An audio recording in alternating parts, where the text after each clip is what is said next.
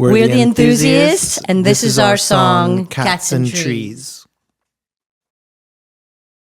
Cats and trees are more my speed. I feel I can keep up with them. You're my queen, if you know what I mean. You know I got you till the end. Oh, I got you. No higher, lower, I can't find you. And I find you. Go anywhere and everywhere to find you.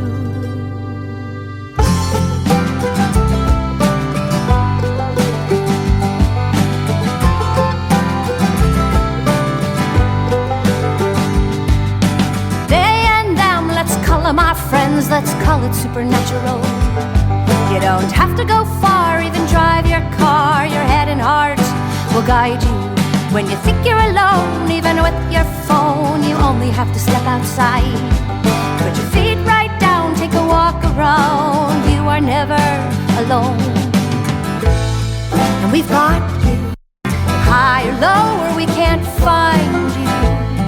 And we find you. Go anywhere and everywhere to find you.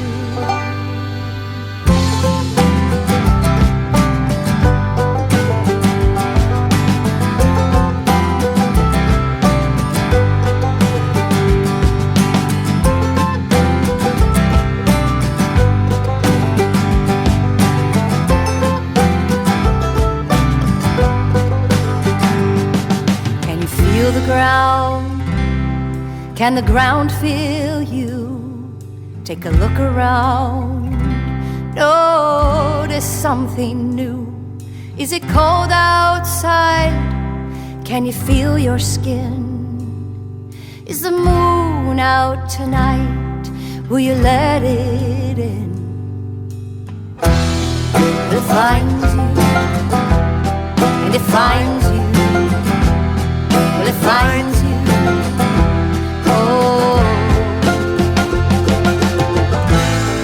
It finds you, and it finds you, well, it finds you.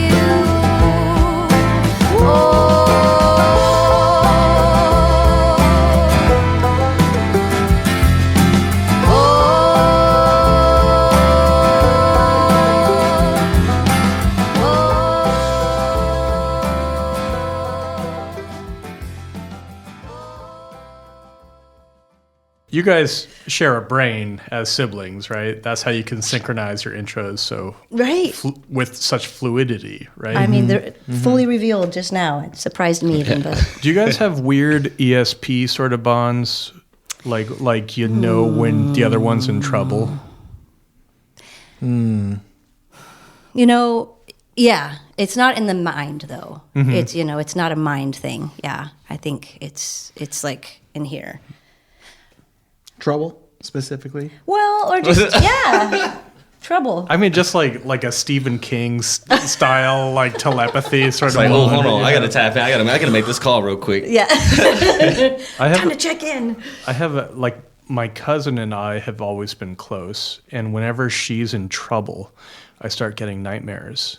I'll call her up, and bad things have happened. Oh. Really? Yeah, there's always, and it happens, and she knows when I'm in trouble.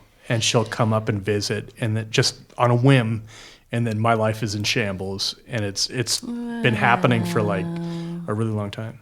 But yeah, so if I have it with my cousin, then it should be even stronger between the two of you. So. Maybe it's because there was a period of separation when after we made an album, we worked together, wrote a bunch of music together, and our early 20s. And then there was about a 15-year period where we weren't living in the same place, and then we eventually ended up in Anacortes. So that was maybe 12 years ago. But during that time away, I think there were a couple of situations where even with songs that were written, that there was some kind of weird. There was some kind of weird connection in that regard. But now that we're together and we're sort of talking every day or every other day or whatever, those distant sort of intuitional things maybe. Yeah. So if we rewind a little bit, you were talking about music you guys were writing in your 20s. What was that experience? How did that work out? Yeah. I mean, I picked up guitar because I wanted to write my own songs.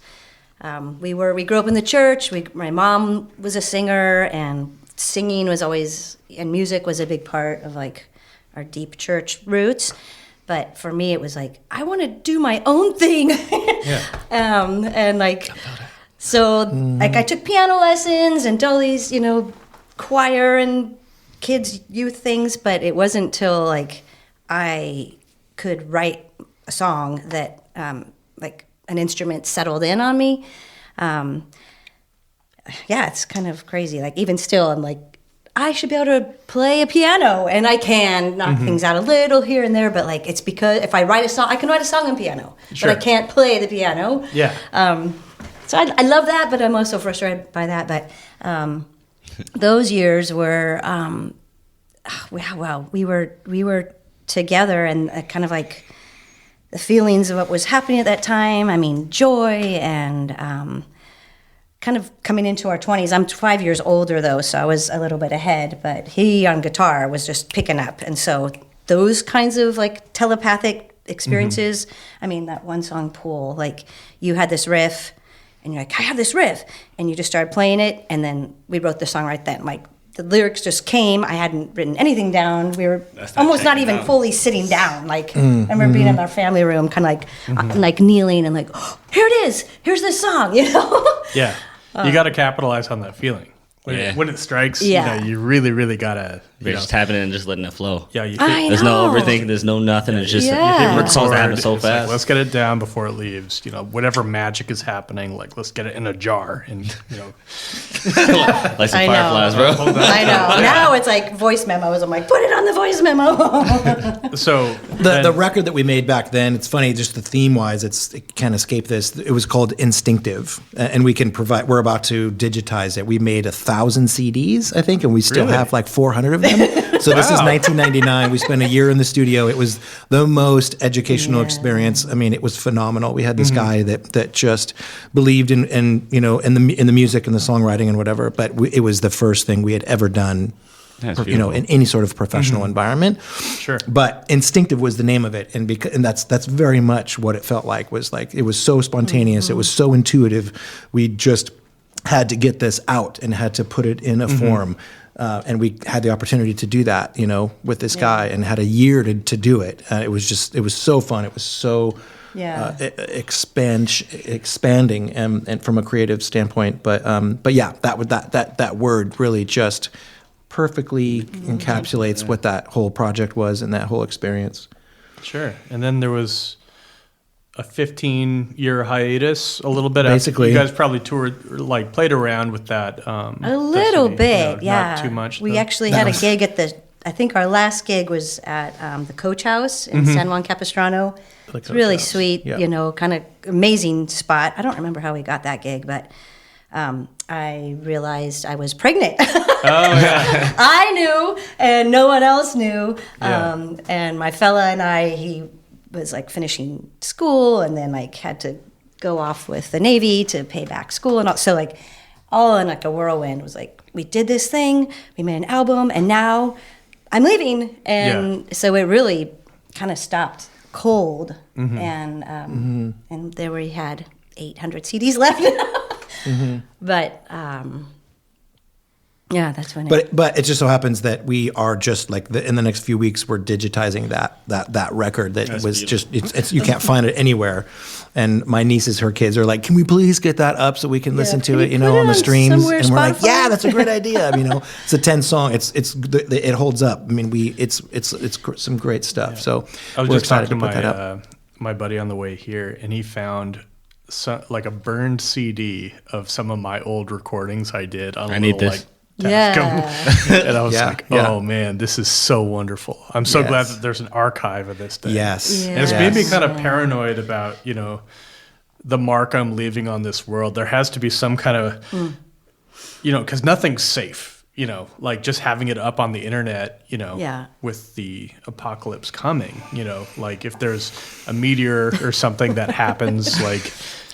The comet is coming. Yeah. I know. Print your CDs, everybody. I know it seems like it's going out of fashion, but hey, right? Yeah, Honestly, just being able to hold it, like have it either having like a physical like CD or vinyl or a cassette or anything that you've like actually made. That's the best feeling in the world. It is. Putting it up on the wall, just like, yeah, I did that. It is real. It is something like when you put out an album and it's only streaming, it feels so lackluster. You're like, yeah, you can find it on Bandcamp. You got Wi-Fi? It's like, Type some things. And they're like, how do I unzip the file? It's like, okay, so you get the like people that are confused by it. I know. You know what I'm talking about. I get confused. I shouldn't, and yet I also I'm like, this is my own work, and I'm like, how do I? Yeah, exactly. I'll send you some links. That's what my music is. Yeah. Well, either if it's actual physical print or electronic, the spirit of our recording, it just kind of goes along with the theme, is to just document it, like to document it, right? It doesn't have to be perfect. But it felt like the music, that's what just sort of tends to happen, is that as the songs come and they get composed, they get to a point where we feel they are worthy of just being documented. They're just worthy of treatment, of a certain kind of treatment and care and creation or embellishment or whatever. And then just to have it, like it's there, it's documented, and it's beautiful. And that's if nothing else happens, that's what we want, is to get it documented. And, yeah.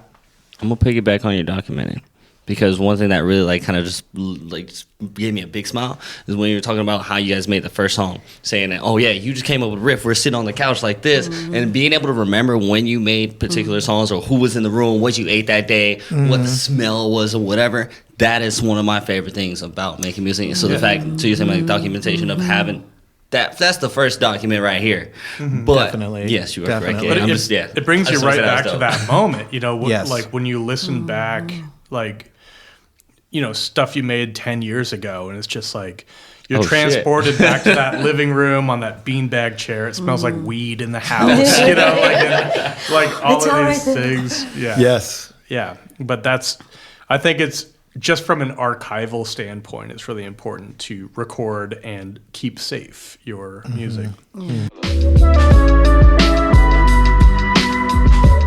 You know that one record you're trying to find on vinyl from your favorite artist, you just can't find it. Have you ever checked out Black Noise? It's in the heart. It is the heart of Bellingham's music scene, founded by the one and only Nico Sanchez. They've got all sorts of indie gems, handpicked by Nico himself. Jazz, punk, you name it. Swing by for some good vibes and whatever album you're trying to find. 1312 Bay Street, Deppen. Binary Recording Studio is a versatile space designed to cater to all music genres. And when I say all, I mean all. If you're into jazz, rock, hip-hop, or anything in between, Binary is equipped to bring your music to life. With the expert engineering and the best setup, my boy Bob, he can capture the essence of whatever you are wanting to create and bring it, just to reality. From there, book your session today, unleash your creativity at Binary Recording Studio. But for real, my boy Bob, he will not disappoint. And welcome back. So fast forwarding a little bit after that hiatus, what brought you guys back together in a musical capacity? I mean, we were longing all the time. Like our family, I lived on the other side of the country, and then we lived out of the country, and so it'd be maybe just once a year that we would see each other, and he'd be like, here's this thing, and I'm like, all right, maybe we could like email it to me, and then I'll see. But then I had little kids, and it was like, send it across the country in a cassette tape, and so like the energy was always there, and the longing was always there every time. But we had like exactly 2.5 nights together with the whole family, and we try to sneak off into another room, like, let's work, let's do something. And you can't really, sometimes it lights up, but it's like there's a million things going on. I mean, one of the incentives of moving up. So she was in Anacortes in the Northwest first, 14 and a half, 14 years ago. And we were faced with the decision, my family, about either moving to like the central coast of California or moving all the way up to the Northwest, So we had this thing, there's a whole song about it. Not a whole song, but it's one of the themes, one of the stories of our family, right? Like half my family moved one area, Sommer and her family moved up to the Northwest. So that was very much one of the huge huge motivators of us moving there. So that, because I just, it's funny, like I did continue to play some music, you know, sort of alone in my room with an acoustic guitar, but I didn't really collaborate. I didn't really do much music. Graduate school and all the other stuff was happening, but Sommer's been the one collaborator, really, you know, Sure. that I've had. So I can't lie that, you know, the decision to literally move my family up to this area was in part influenced by the ability to make music together. And to say, I mean, that's always been a piece of our relationship. But man, to be in Anacortes was the first time in my life, like outside of the church situation, where the community is about supporting musicians, like individuals making music is celebrated there. And I mean, I never quite experienced anything like it. And it just was amazing. It's like, show up and do it. People, you know, do it because we are the ones telling the story of this time and this place. And you guys have done a lot paying it forward with the AMP stuff, Yeah. the Anacortes Music Project. Yeah. Which has been really supportive of youngsters getting into music. Do you want to talk a little bit about that? Yeah. We do. Yeah, Let's go. for sure. Wait, y'all started that? We were part of a group of friends that, I mean, you know, Carl Blau had already been doing many of the things that AMP, there's like, he used to call it 5 fingers. So he was already doing like the newsletter. He was already having classes and all these kinds of things. All ages venue. We put on Yule Bazaar, and I think it was in 2017 maybe. We put on this show as a group of friends. There was like 8 or 9 of us or whatever, and it was so successful, and it just sort of clicked. It was like all these things that Carl's doing, this legacy of music and support and archiving and music library, instrument library, all these things that are just sort of there informally. We can pay for it. We can start a nonprofit and we can pay for it by the shows that we put on. We just like, oh, this could happen, nonprofit, people can donate, and we can build something that is more formal. And that, it's just sort of what's that called? A catalyst. There was a catalytic moment that we were in the room at least, and it's been one of the greatest honors of my life to be a part of this thing. Because I've definitely heard AMP in passing so many times. Yeah. Like That's when I go to AMP stuff and I see these kids and they have all these like instruments and like they're learning how to do this, and there's all this like you guys did a really cool battle of the bands for high schoolers, and it was like sick. I am not gonna lie, I was like so jealous. I was like angry at these kids. Oh, I'm just kidding. I didn't want to I'm not taking it out of it's not fair. But it's you know, it was like I really wish that I lived in a community that had such a strong musical, you know, like where I grew up, everybody just rode dirt bikes and, you know. That's sick too, though. Chewed tobacco. Dirt bikes and tobacco are sick as well. I will own. I grew up in Georgia, man. I was doing dirt bikes. Yeah. I was like, doing jumps, doing wheelies. Yeah, we had the red clay, but you just pack that shit down. You can go. Right. Well, it's true because I mean, it is this kind of small town, and like sports have always been super supported. I mean, kind of anywhere because it's school. You can do it at school, but what you can't do at school, you know, you can't music really programs do. are never blessed as such. All right. That's right. And then if you are interested in rock and roll, or like you get to, you know, be in like marching band at school or jazz band, but like what do you want to do with your friends? And then just the time that's like after school, and everyone wants to go to the game, and now we don't have a bowling alley. There's a lot of free time that actually is a really potent time of creativity in your teens, and so we're seeing that now. But I'm jealous too because it took years and years and a lot of feeling of insecurity for like, how do we deserve to be in a band? Like, how do we get a gig and like have the confidence to say like, we want to play here? You know, it took a long time to build that confidence around. We just deserve to share the thing we're doing. Yeah. I mean, people could not like it and not ask us back, but we could at least try. Well, that's really inspiring. It's wonderful. And then Clay and Wes have kind of put this swamp thing together because they made a good point. They're like, if you're below the age of 21, you can't play at bars Yep. and stuff. Well, I mean, you can, but it's weird to play Right. it. I know Like, that. You gotta go you gotta in. be in that weird little go in, spot. soundtrack. Wow, yeah. But they pointed out that, like, aside from like churches and bars and stuff, like, there's really no musical outlets for youngsters, and that's really poignant. Like, you know, in the 50s they had the sock hops and the gymnasiums. And, you know, like there was places where like teenagers could play music, and that's kind of like dried up.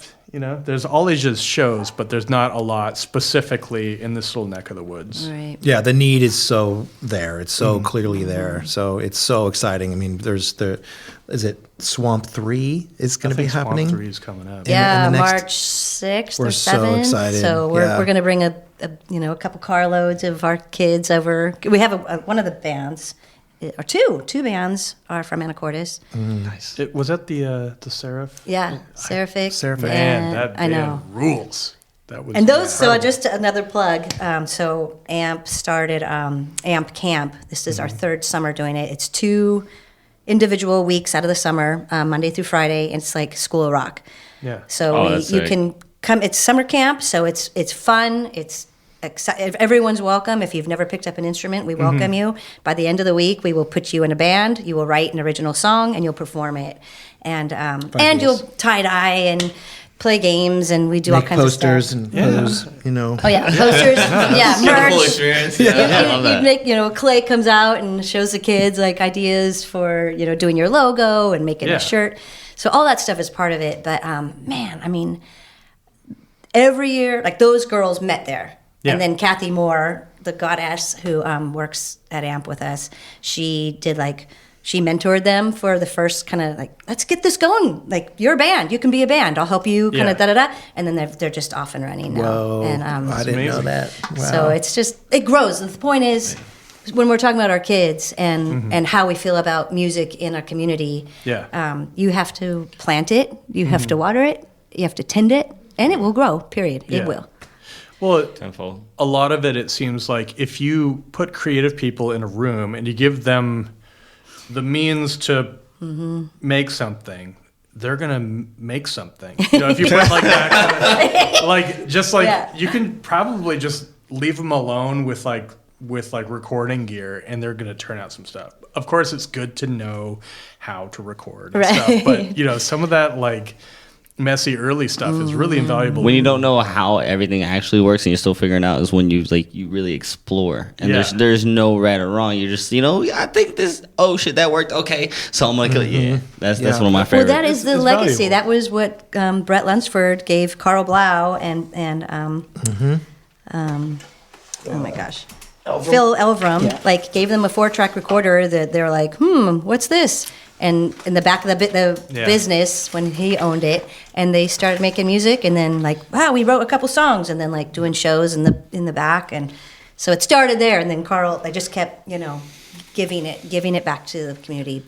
It was how we rolled. Phil is tremendous. We'll be right back after these messages. We'd like to give a special thanks to Lost Giant Cider Company, always providing us with our cider beverages and the best of the cider beverages.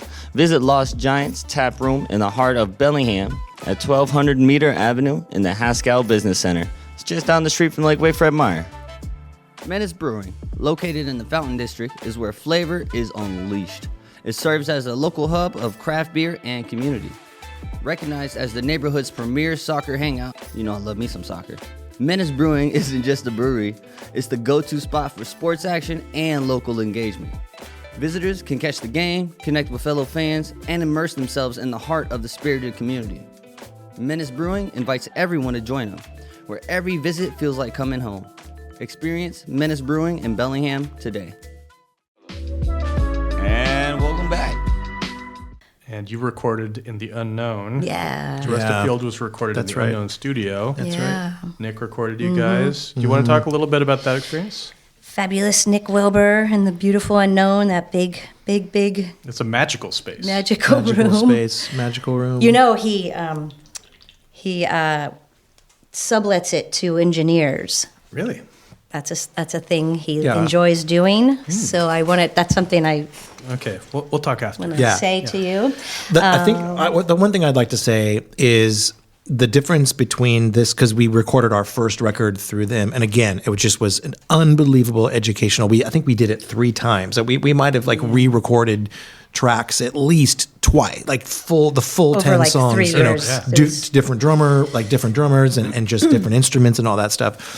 This time around, again, the album was such a different. It was kind of it's a themed album, and several of the songs were very private and personal, and It's the band tinged with tragedy. tinged with all of the stuff. Yeah, Yeah, all the stuff. But they weren't songs that had been prepared and played out in public, and the band knew it by like the back of their hand or whatever. Like it was material that was presented to them more or less at the time of record, Yeah, of that's different, recording. yeah.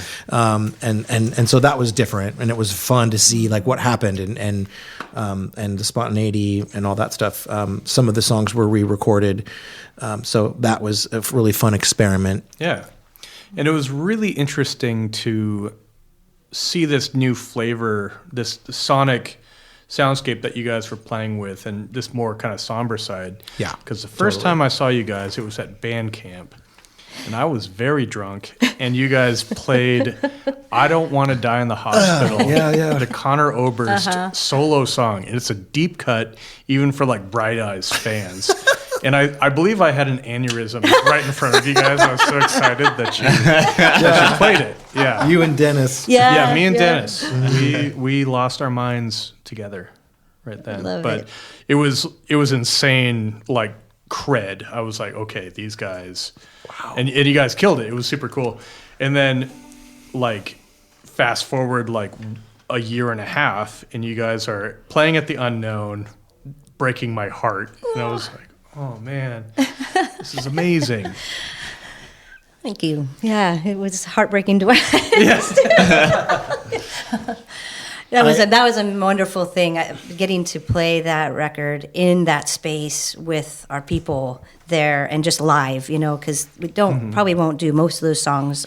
So the much. Unknown is a reformed church, right? Right. It's like a church that's been repurposed Yeah. into a recording space. Kind of like a karate church in a way, but yeah, with the incredible analog gear and all the stuff. Yeah. Whereas Karate Church is more of a venue, Then the actually, Unknown yeah. is more of a recording space. But it Right. can also serve as a venue. Also served at it. clear And the so- gear away. And yeah, but there was such a holy sort of grandiosity to that yeah. show, just because you guys were playing on the stage at a church, and like the acoustics in there, it just had this gravity to it. you know? gravity. That's what I was thinking of. Yeah. Yeah, that's how it felt too. That's we went back and forth with a lot. I remember just trying to plan that show, and we were going to have it at Buxton's or at another venue, and we just said no. Like if it has to be on Sunday night, so be it. And it turned out that was a perfect night to have it because it's an off night, and it just the entire theme of that record with it being about grief and loss and sorrow. It's perfect that it was it's set aside. It's Right, yeah. it's an off. Your parents were religious people, so it felt like a very apt sort of send off for. I'm not. They would have loved it. They would have Definitely. And Definitely. some of those songs were written. My mom was sick for a long, long time before it ended, and then my dad got ill like exactly 1 year after she died, and then he died like 6 months after that. So we were not expecting him to die. And you hadn't processed the first one yet. Really, no. Well, no, but I mean, because her journey was such a long, there were a couple of songs that I was writing while, Belle Fourche was written up. It's a snapshots of her life.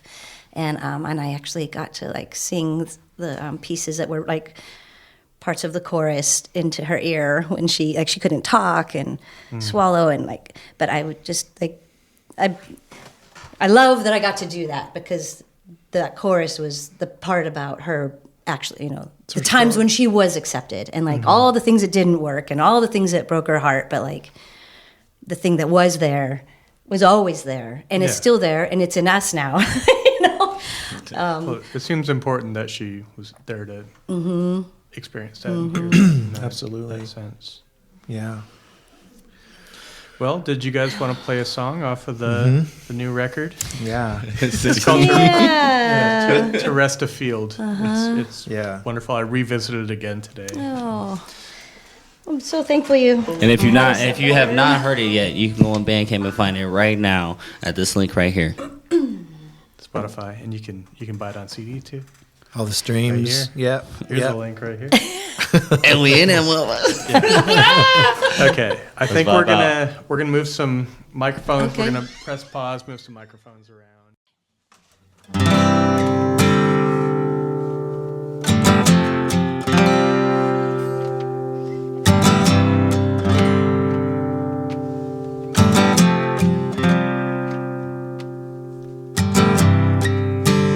Here we go again. And we don't know again. We've been through what we don't know how to do. And here we go again.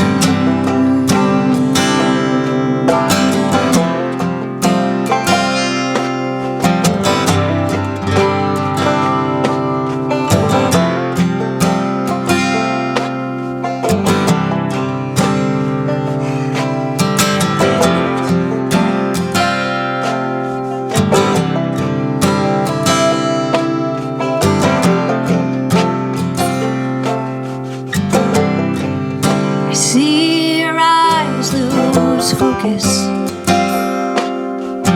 Body shrink away. And hold your hand that looks like mine.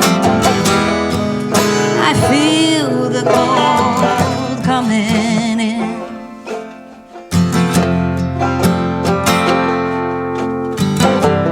Here we go again. We don't know again. We've been through what we don't know how to do. Here we go again.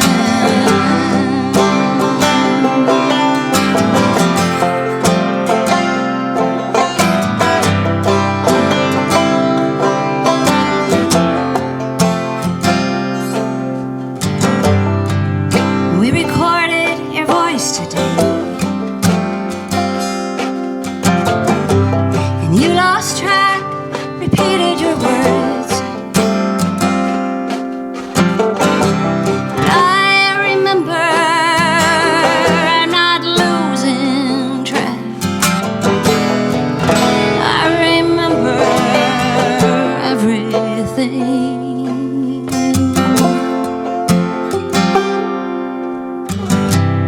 Here we go again. And we don't know again. We've been through what we don't know how to do.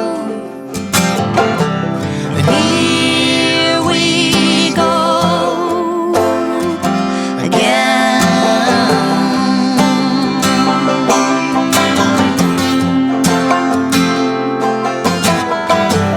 Here we go again.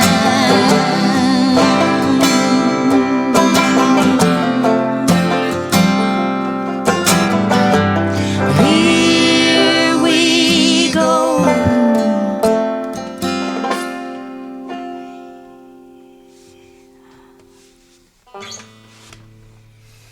Well, you guys. There you go.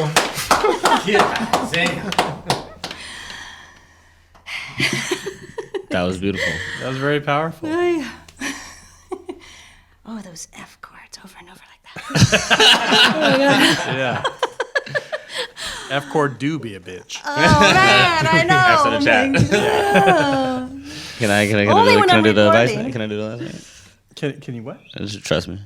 All right, so to send this off, because that was so beautiful, and I honestly thank you for being here. This is amazing, and I'm glad to be in y'all's presence. Super honored to be here. know, Thank you so for the fun. invitation. For the people out there, what is one piece of advice that you have for them, whether it's music related or not? What is just one piece of advice you want to give out to the people? Protect your heart, keep your joy. I think a mentor of mine told me once, the main thing is to not get bitter. That was in regard to like growing older, because life hurts us a lot, but there is so much joy. And this is joyful, being with you all, like being in a place that's honoring creativity. And so protect your heart, hold on to your joy, and seek it out wherever you can find it. Somehow keep your heart open. Yeah. Protect it, but keep it open. At the same time. Yeah, well, you two seem like beacons of joy, passion, and, dare I say, enthusiasm. Be careful. Must say. Be I careful. must. We don't want to be too on the nose about that. Yeah. And I will say that for live performances, it's not just you two. This was a live performance of you two, but usually it's a six-piece band. Yes, fabulous artist. With So us. Yes. Andy Brown on the drums, Mariah just kind of doing a lot of things. Yes, a lot of things, primarily accordion when we're playing live. Your fella on the mandolin. That's right. Dr. Rob Carter. And then Diego, Doug Cassidy on bass. Yeah. Big D. Big D. Yeah, you can Big find D him on the everywhere. bass. We're playing the weird headless bass. That's right, the Headless Horseman. And then with that, where can the people catch you next, and where can we catch you next? Yeah. Great question. Let's see. We have a show in April at the Corner Tavern. No, the Edison. Edison and Bo? It's at the Edison It's and at the Bo. Edison, yeah, the old Edison in Bow. And Miguel and Ada Miller. I think that I'm super excited about. Mallard, something Mallard? Mild Mallard. Mallard. Yeah, that's going to be super fun. Got a bluegrass feel and Well, anything that Miguel's a part of. kidding. Yes. Oh my yes, God. Yes.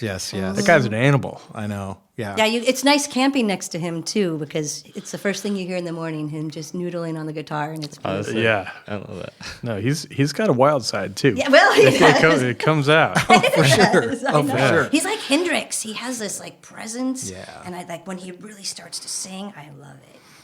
Yeah. It's infectious. Yeah. Yeah. Well, this has been an absolute pleasure. And we will see you at the venues. Yeah. And we will hear you You'll hear us. on CD. Hell yeah. Go ahead, cop one right now. Thank you. Yeah, Thank you so much. Kindly. So My happy name's to be Chrvns, I'm Tim Mechling. We're the enthusiasts. and this is Shut Up and Listen. Y'all stay healthy, stay hydrated, stay warm out there, stay beautiful. Man.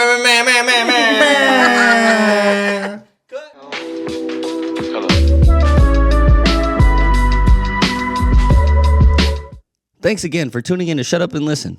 For more captivating content, including videos, articles, and everything music related, visit our website at shutupbham.com. Don't forget to hit the subscribe button wherever you get your podcasts and join the conversation by following us at Shut Up and Listen Bham on Instagram, YouTube, Facebook, and Twitter. Shut Up and Listen is proudly produced by Rocket Soul and Binary Recording Studio. Stay tuned for more fantastic episodes.